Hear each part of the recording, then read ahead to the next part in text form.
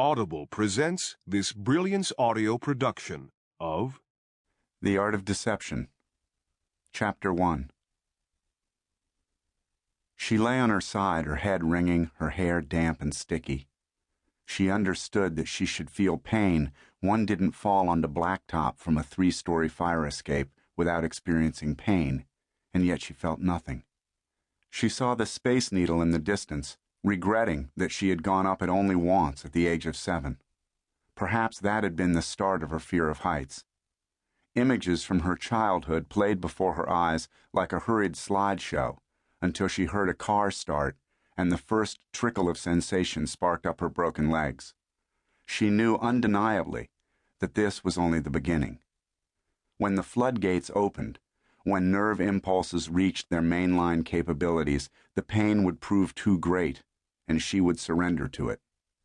For this reason, and a desire to glimpse the glimmering black mirror surface of Lake Union, she pushed herself off the pavement with her shaky right arm, its elbow finally propping her up. She could feel her father's locked elbows on either side of her, smell his boozed-up breath, although he'd been dead in his grave for 2 years now. She shrank from the contact of sweaty skin, nauseated by his sour smell and the repetition of his needs, and sought sight again of the body of water that had been a kind of bedtime prayer for her. She clawed herself high enough to catch a moon-like curve of shoreline just to the left of a bent dumpster pitched toward its missing wheel that loomed over her and made her think of a coffin. The 2 white eyes that winked and quickly narrowed before her were not headlights, as first she had believed, but taillights meant to keep drivers from striking objects in their rear path. "Stop!" But her faint voice was not to be heard. Her head led the way to the pavement this time, and she answered the call of the pain. Below her she saw the water she had come to think of as her own, flat black like wet marble.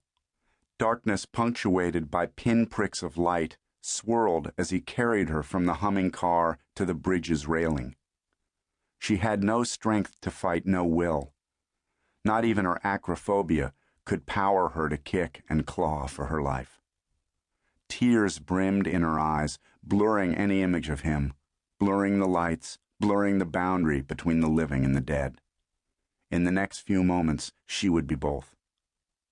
When he threw her over, it felt like the act of someone distancing himself from something undesirable, like hearing a rat in the garbage bag on the way out to the cans. But as she dropped, she thought of a ballerina's majestic beauty.